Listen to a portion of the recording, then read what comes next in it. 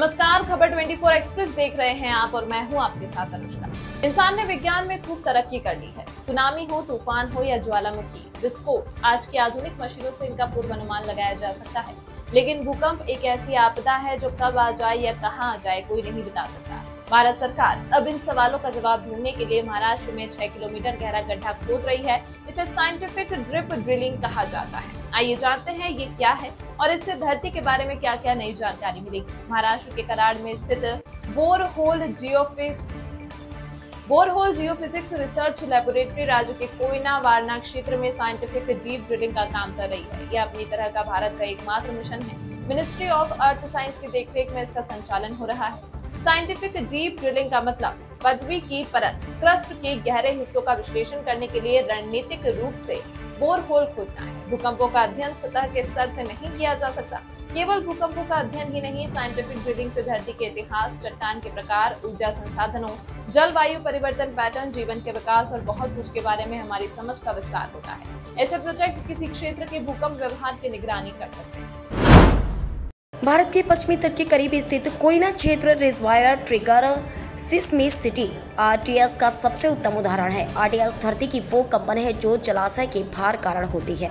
इस क्षेत्र में अब तक का सबसे बड़ा रिजर्वायर ट्रिगर भूकंप M6.3 दिसंबर 1967 में आया था। साल 1962 में शिवाजी सागर झीलिया कोयना बांध के बंद हो जाने के बाद से इस क्षेत्र में लगातार छोटे मोटे भूकंप आते रहते हैं। ज़्यादातर भूकंप करीब 7 किलोमीटर की गहराई पर मापे गए हैं। इस जगह से 50 किलोमीटर के दायरे में भूकंपीय गतिविधि नहीं होती है। इस वजह से महाराष्ट्र के कोयना इंट्राप्लेट भूकंपीय क्षेत्र में साइंटिफिक डीप ड्रिलिंग नाम के नेशनल प्रोजेक्ट के लिए इस जगह को चुना गया। कोयना में डीप ड्रिलिंग का काम 2014 से चल रहा है। खुदाई से पहले विभिन्न अध्ययन और जांच की गई थी। प्रोजेक्ट के तहत महाराष्ट्र के कराच में बोरहोल जियोफिजिक्स रिसर्च लेबोरेटरी स्थापित की गई, जो डीप ड्रिलिंग से संबंधित रिसर्च के लिए ऑपरेशन सेंटर के रूप में काम करेगी। मिनिस्ट्री ऑफ अर्थ साइंस की वेबसाइट के मुताबिक साइंटिफिक डीप ड्रिलिंग का काम कम से कम 15-20 साल तक जारी रहने की उम्मीद है। इससे डेक्कन ज्वालामुखी और बड़े पैमाने पर विलुप्त होने के साथ साथ क्षेत्र में जलवायु परिवर्तन के भूतापी रिकॉर्ड की जानकारी मिलेगी। इस प्रस्तावित पहल की अनुमानित लागत लगभग 400 करोड़ रुपए होगी। यह प्रोजेक्ट लेबर और पैसे दोनों की मांग करता है। ऊपर से पृथ्वी का आंतरिक भाग भी एक गर्म, अंधेरा, उच्च दबाव वाला क्षेत्र होता है। इसमें खुदाई करना एक चुनौती है। फिलहाल कोयना पायलट बोरहोल लगभग 0.45 मीटर चौड़ा सतह पर और लगभग 3 किलोमीटर गहरा है।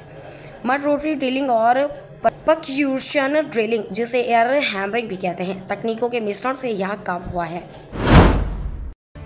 यह खबर आपको कैसी लगी, हमें कमेंट करके अपनी राय जरूर दें। साथ ही इसी तरह की खबरों को देखने के लिए हमारे चैनल खबर 24 एक्सप्रेस को सब्सक्राइब करें। धन्यवाद।